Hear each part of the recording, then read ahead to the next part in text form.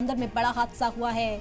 Porbandar coast guard airport पर helicopter crash हुआ है। आपको बता दें कि क्रैश में 3 लोगों की मौत की खबर है। कई लोग जख्मी हुए। कोस्ट गार्ड के एनक्लेव में हेलीकॉप्टर क्रैश हुआ। सभी जख्मी अफराद को इलाज के लिए सिविल अस्पताल ले जाया गया।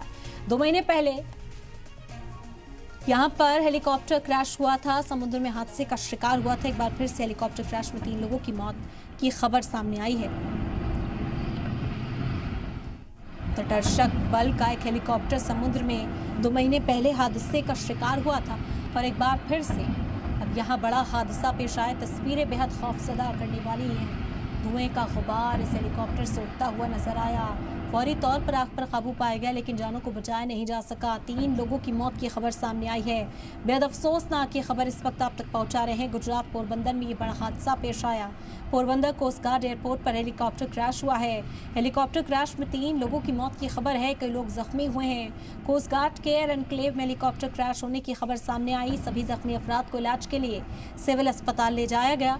2 महीने पहले ही यहाँ पर तटरक्षक बल का एक हेलीकॉप्टर समुद्र हादसे का शिकार हुआ था और एक बार फिर से ये बड़ा हादसा यहाँ पर पेश आया है। 3 लोगों की मौत की खबर सामने आई है।